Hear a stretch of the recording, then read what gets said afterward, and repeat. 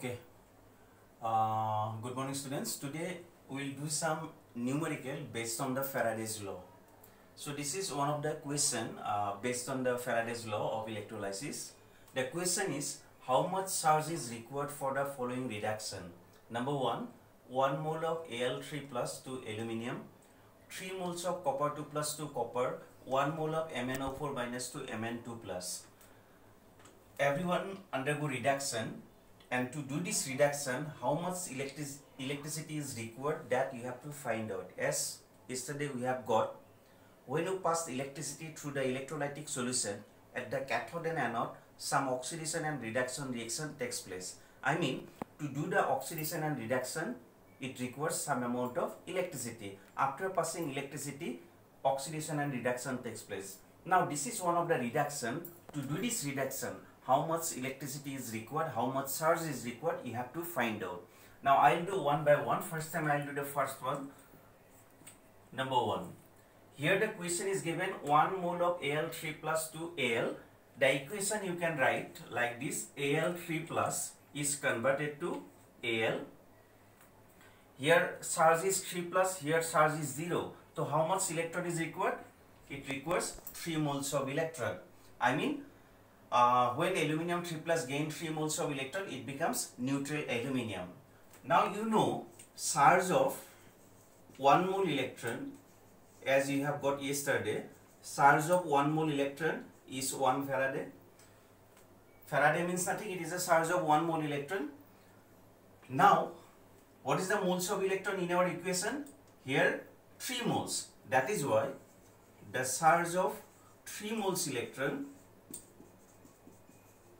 it will become 3 Faraday. I mean, the charge required to do this reduction is 3 Faraday. You know the value of Faraday. When you put the value of Faraday 96500, then you will get the answer in terms of Coulomb.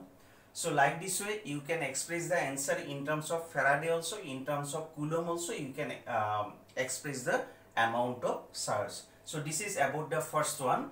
To do the reduction from Al3 plus to Al, the charge required 3 Faraday. In terms of Coulomb, 3 into 96500 Coulomb.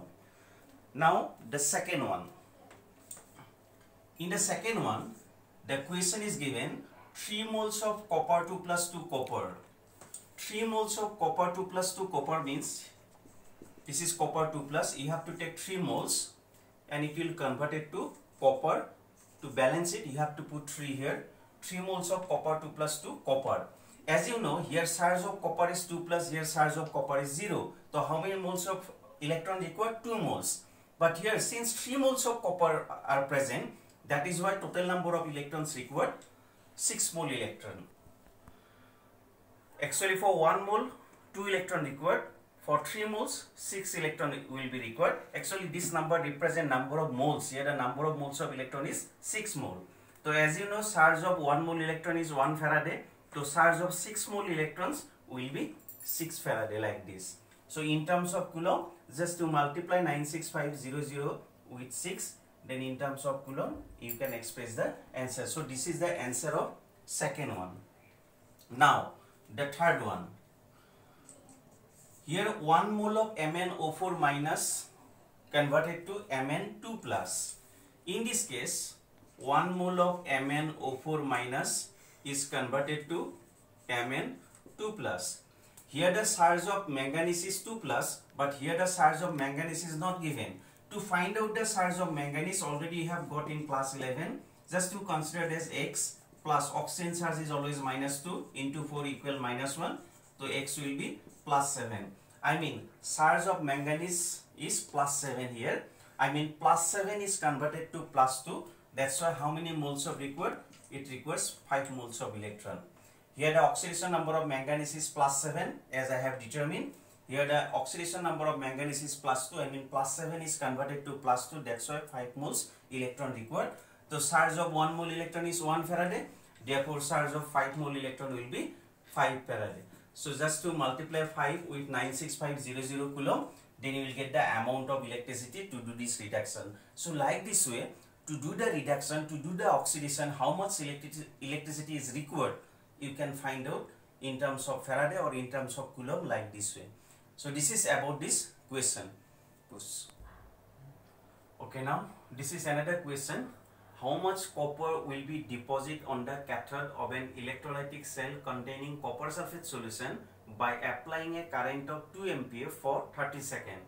Given that atomic mass of copper is given 63.5. So atomic mass of copper is given, the current is given 2 ampere, time is given 30 seconds. You have to find out how much copper will be deposited at the cathode. Now to do this, here I is given 2 ampere, I is given 2 ampere, I mean current is 2 ampere, time is given 30 seconds, these two are given. So you can find out the amount of electricity. As you know, Q is equal I into T. I mean I given 2 ampere, time given 30 seconds, that means you will get 60 ampere into second. Ampere into second means you can write Coulomb. I mean, what is the amount of electricity? 60 Coulomb electricity is passed. Now you have to find out how much copper will deposit at the cathode. Now you should know one thing, as I have given, what is the value of Faraday? Faraday value is 96500 Coulomb. If you pass exactly 96500 Coulomb electricity through a solution, the substance deposit is always equal to their equivalent masses.